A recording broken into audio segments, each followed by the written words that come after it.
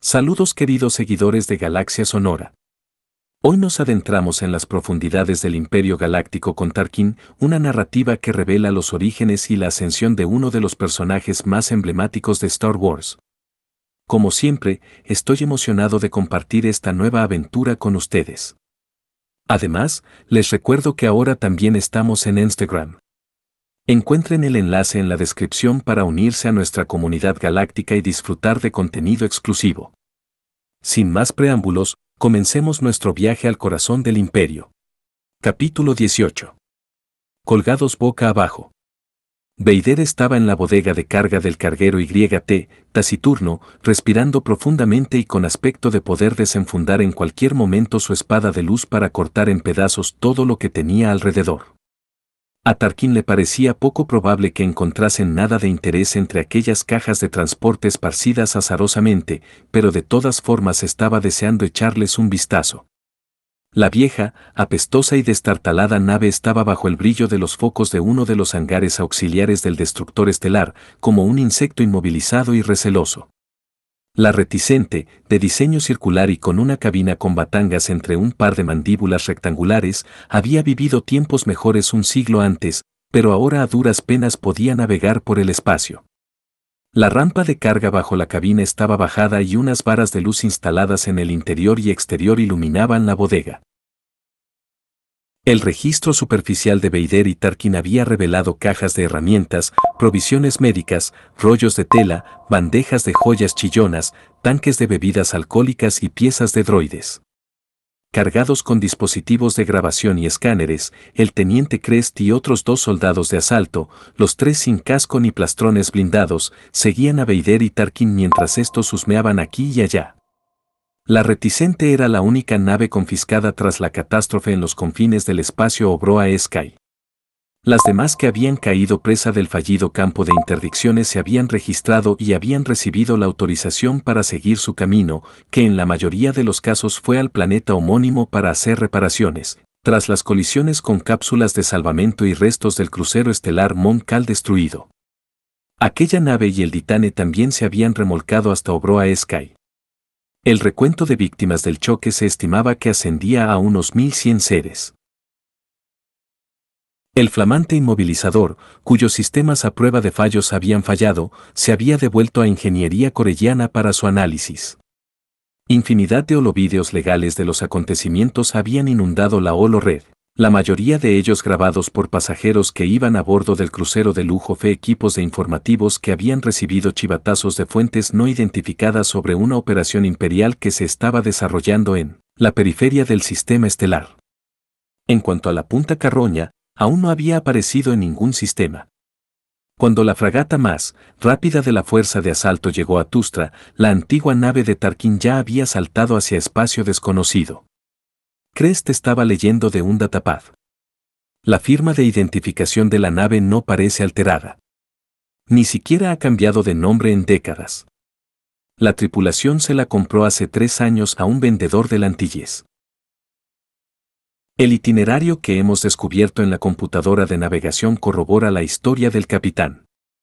Saltaron de Taris a Tustra para recoger piezas de recambio para una flota de voladores Sepi que se vendieron al final de la guerra a un centro de evacuación médica de emergencia de Obroa Sky. ¿Cómo se organizó la recogida y la entrega?, preguntó Tarkin. A través de un intermediario del Antilles, quizá fuese el mismo que vendía las naves de segunda mano. Se entera de que se necesita en cada momento y contrata tripulaciones para hacer las entregas.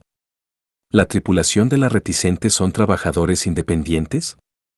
Crest asintió. Se describen como comerciantes itinerantes. ¿A dónde iban después de Obroa Sky?, preguntó Vader. A Ta'Nab, dijo Crest. A comprar comida. Testigos en Tustra, Obroa Sky y Ta'Nab lo han confirmado todo. ¿Y el tablero de comunicaciones?, preguntó Tarkin. Crest se volvió hacia él. No está preparado para grabar transmisiones, pero sí hay un registro en la bitácora que apoya la declaración del capitán en relación a quien contactó con ellos y donde ha estado su carguero en todo momento. Vader examinó la bodega, como si buscase algo. ¿Cuánto tiempo pasaron en Tustra?, 3 horas, Lord Vader. Vader miró a Tarkin. Me pregunto por qué tenían tanta prisa. Tarkin se lo pensó. Al parecer la mercancía, las piezas de recambio de los voladores, ya estaba empaquetada y esperándolos. El centro médico de Obroa Sky les había pedido una entrega urgente, se quedó callado un instante. El hiperimpulsor de la reticente es muy inferior al de la punta carroña. Igual que el de un clase 5, diría.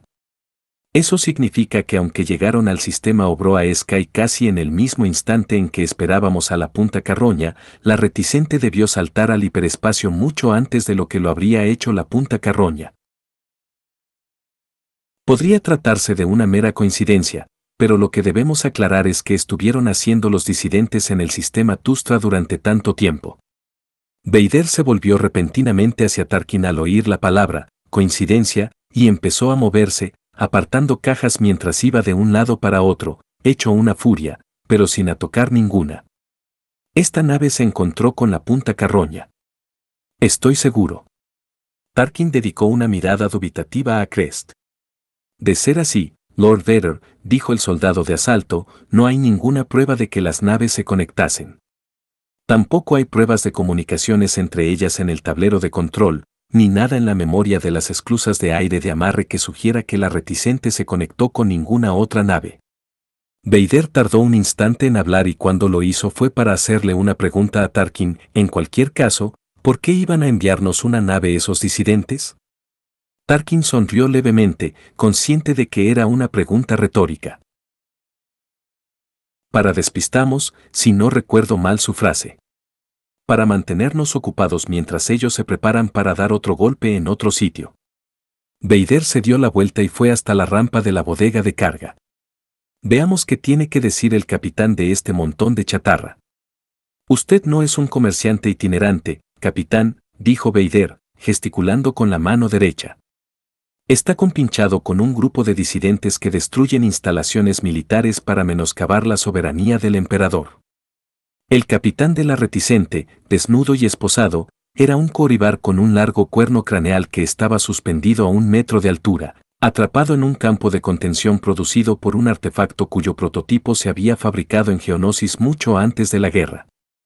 Por lo que Tarkin sabía, la Executrix era la única nave capital de la flota imperial que disponía de tal aparato, capaz de crear y mantener el campo gracias a unos generadores en forma de disco atornillados en la cubierta y el techo. El campo, una versión para centros de detención de la interdicción, requería que el detenido llevase unos grilletes magnéticos que, además de anclarlo en el sitio, controlaban sus constantes vitales. No en vano un campo demasiado potente podía detener el corazón o causar daños cerebrales irreversibles a cualquier ser. Además, como si el campo no fuese suficiente, los grilletes se podían emplear como herramientas de tortura porque podían lanzar potentes descargas eléctricas. Sin embargo, Vader no necesitaba utilizarlas. Sus poderes oscuros tenían al capitán completamente aterrorizado. Lord Vader, dijo Tarkin, al menos deberíamos darle la oportunidad de responder. Vader bajó la mano a regañadientes y los arrugados rasgos faciales del coribar se relajaron con un alivio receloso. Soy comerciante, nada más, logró decir. Tortúreme tanto como quiera, pero eso no cambiará que vinimos a Obroa Sky por trabajo. Trabajo para la conspiración, dijo Vader. Trabajo para el sabotaje. El coribar negó con la cabeza débilmente. A comprar y vender. A eso nos dedicamos, solo a eso, hizo una pausa. No todos fuimos separatistas. Tarkin sonrió para sí mismo. Era cierto, no todos los centros poblados y mundos coribar se habían unido a Dooku. Ni todos los SY mirtianos, un par de los cuales formaban el resto de la tripulación. ¿Pero por qué decía eso el capitán? ¿Por qué quiere aclarar eso, capitán? Preguntó. Los ojos llorosos del coribar lo encontraron. El imperio quiere vengarse por la guerra, no distingue inocentes de culpables y nos hace a todos responsables. ¿Responsables de qué, capitán? ¿Cree que los separatistas se equivocaron al secesionarse de la República? Voy de aquí para allá para no tener que pensar quién tiene la razón ni quién deja de tenerla. Un ser sin mundo, dijo Tarkin. Como su especie, que no tiene planeta propio. Le digo la verdad. Miente, replicó Vader. Reconozca que juró lealtad a la alianza separatista y que usted y sus actuales aliados son los que están buscando venganza. El Coribar entrecerró los ojos, anticipando un dolor que Vader prefirió no infligir.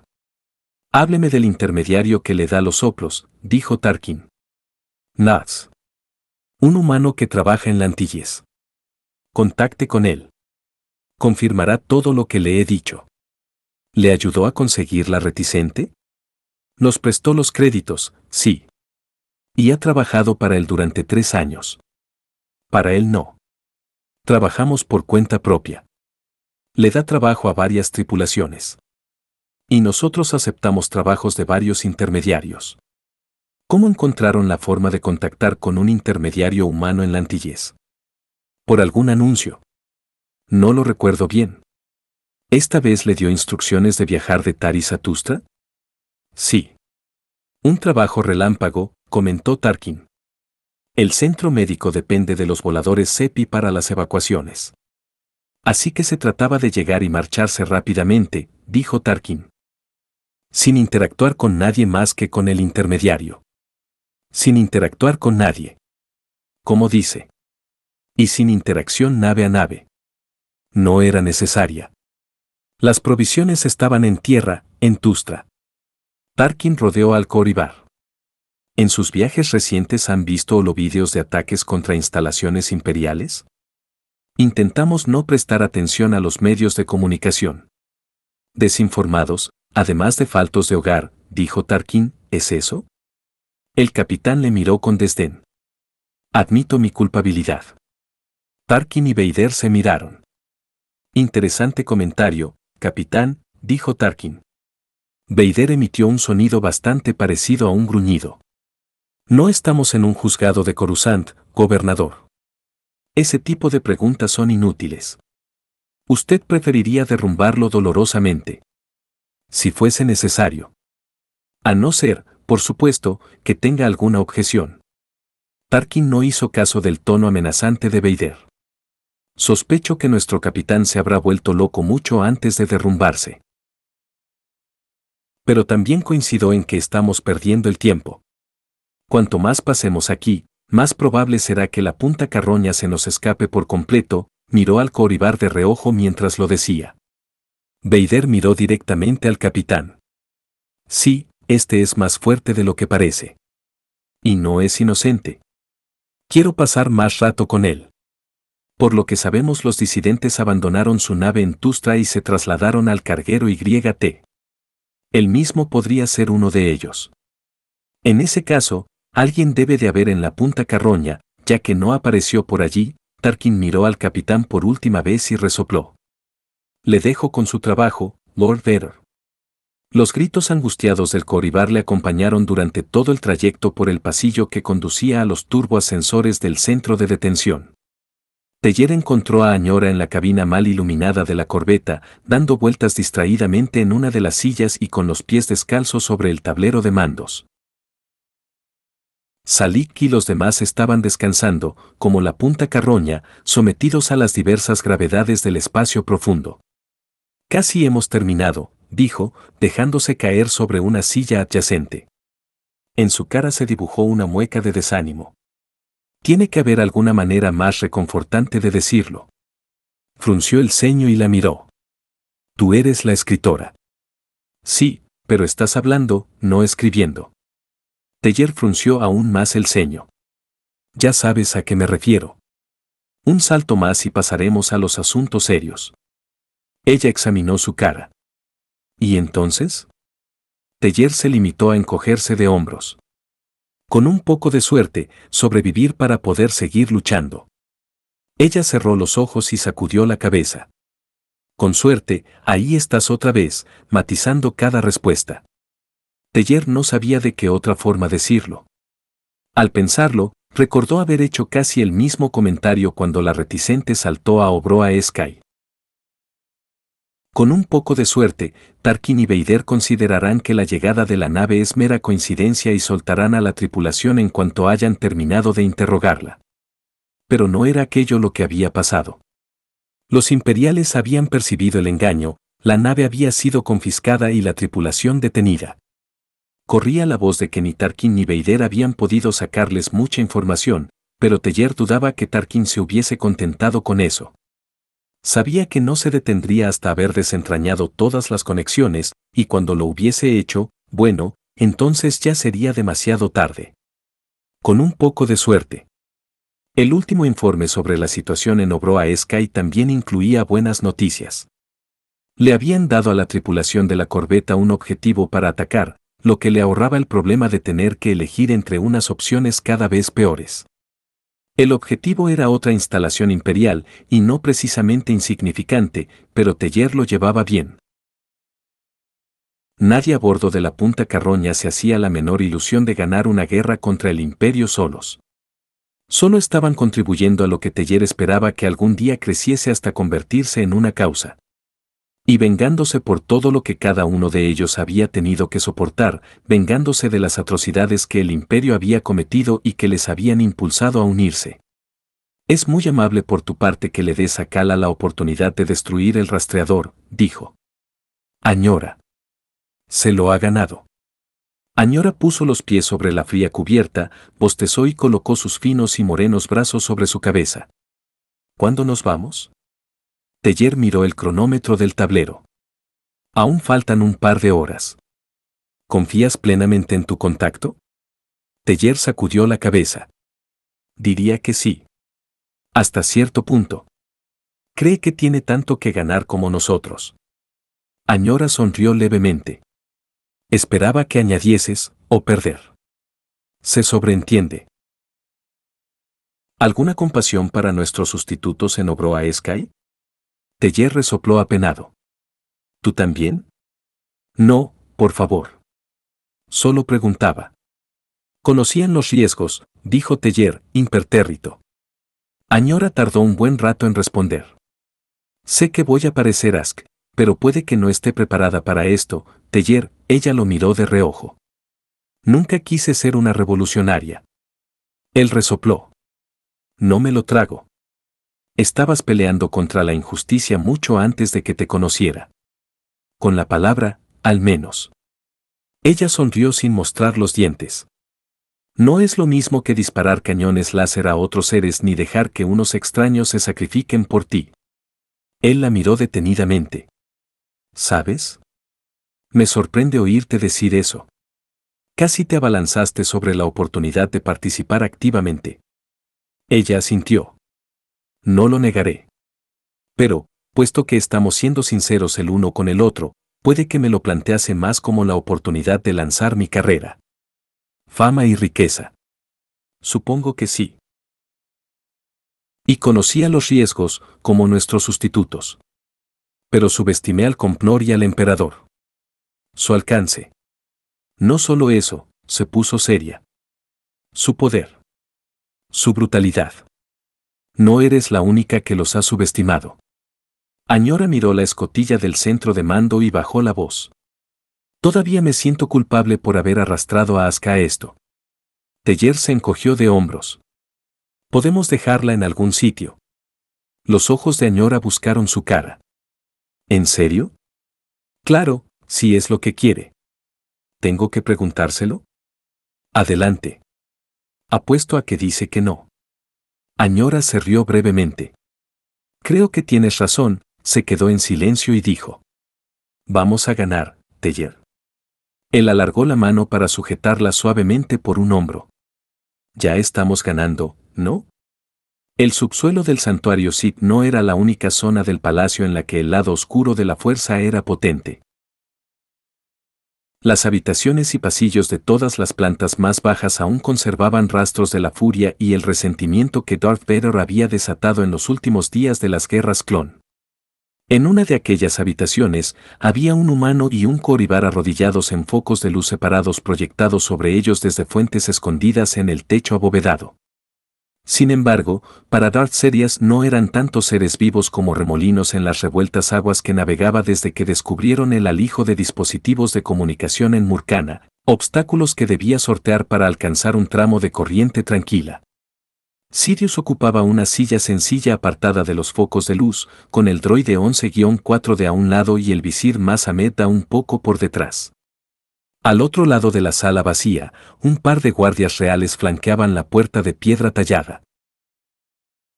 El Coribar, Braccia, era un agente de inteligencia imperial destinado en Murcana y el humano, Stellan, el oficial del Departamento de Seguridad destinado en Coruscant. Sidious ya sabía todo lo que necesitaba sobre sus pasados y hojas de servicio. Solo quería observarlos mediante la fuerza y evaluar sus respuestas a unas cuantas preguntas sencillas. Coribar, dijo desde el asiento, usted sirvió a la República durante la guerra. Y más recientemente ayudó a Lord Vader y el gobernador Tarkin en Murcana. La luz se reflejó en el cuerno espiral del Coribar cuando levantó ligeramente la cabeza. Les ayudé a deshacerse de los traficantes de armas de Murcana, milord. Eso parece. Pero díganos qué les dijo entonces sobre su investigación inicial de los dispositivos de interferencia de la Holo Red. Milord, les dije que no encontré los dispositivos yo solo, que no conocía ningún rumor sobre la presencia de semejante alijo en Ciudad Murcana. Solo estaba cumpliendo una orden directa de Coruscant. Observándolo a través de la fuerza, Sidious vio que las aguas revueltas empezaban a calmarse. Oficial de caso, le dijo a Stellan, cuando dice, Coruscant, se refiere a usted, ¿verdad? Sí, milord. La investigación se hizo por petición mía, era un humano corpulento de edad indeterminada con un pelo ondeado castaño, grandes orejas y la cabeza cuadrada. Pues explíquenos cómo tuvo noticias de ese alijo. El hombre levantó su anodina cara para mirar la luz, entrecerrando los ojos y parpadeando, desconcertado. Milord, perdóneme. Supuse que sabía que la información la suministró la inteligencia militar del DSI. El pulso de Sidious se aceleró. En vez de apaciguarse, el remolino se comprimió y empezó a girar más rápidamente, como si invitase a Sidious a seguirlo bajo las aguas hasta la perturbación profunda que lo había originado. Casi era como si la fuerza le susurrase, explica esto. Humildemente, el oficial de caso bajó la cabeza. Milord, inteligencia militar estaba realizando un inventario de los alijos de armamento, vehículos y provisiones que habían quedado abandonados durante la guerra en infinidad de mundos disputados, desde Raxus hasta Utapau. En el caso de los dispositivos de interferencia de Holo Red, IN no estaba segura de si el alijo llevaba años en Murcana o si era más reciente, y por tanto digno de investigar más a fondo. Puesto que ese tipo de investigación quedaba fuera de sus atribuciones, IN trasladó el asunto a Seguridad Imperial. A usted, dijo Sidious. Sí, milord, recibí un holovídeo sin editar que mostraba los artefactos. ¿Un holovídeo? ¿Grabado por la inteligencia militar? Eso supuse, milord. No vi necesidad de insistir en el asunto, ni tampoco el director adjunto. Solo le dimos órdenes de investigarlo, a Braccia. Sidious recordó la reunión inicial que se había celebrado en la sala de actos. Ante los temores del DSI de que los aparatos de interferencia se pudiesen emplear para difundir propaganda antiimperial, el director adjunto Ison se había preguntado en voz alta por qué inteligencia naval de repente estaba tan inquieta por el alijo cuando al enterarse de su existencia se habían mostrado indiferentes. Ninguno de los almirantes, ni Rancid, ni Skreed, ni ninguno de los demás, había respondido a las preguntas de Ison. Sin apartar la vista del oficial de caso, Sidious dijo en voz baja, droide, localice ese holovídeo enviado por inteligencia militar al DSI. 11-4D alargó brazo interfaz a un puerto de acceso situado tras el asiento de Sidious. Tras un largo silencio el droide dijo, Majestad, no encuentro el holovídeo en los registros. Como sospechaba, dijo Sidious. Lo encontrará en los archivos del DSI. Pasó otro rato antes de que 11-4D dijese, sí, Su Majestad. El holovídeo está archivado. Sidious pensó que cuando proyectasen verían interferencias elocuentes. Porque era un holovideo falso, falsificado por alguien con acceso a los códigos imperiales y a dispositivos capaces de interferir en la holored. En el fondo había encontrado las irregularidades responsables de las turbulencias de la superficie y ahora vio claramente que estaban más cerca de lo que creía. Y así llegamos al final de este capítulo de Tarkin. Espero que hayan disfrutado de esta inmersiva experiencia tanto como yo disfruté narrándola. Recuerden que la historia continúa en nuestra comunidad de Instagram. Únanse a nosotros para contenido exclusivo y manténganse al tanto de todas nuestras novedades. Si disfrutaron de este viaje, los invito a suscribirse, activar la campana y compartir estos relatos galácticos con otros amantes de Star Wars. Nos vemos en la próxima página de nuestra odisea auditiva en Galaxia Sonora.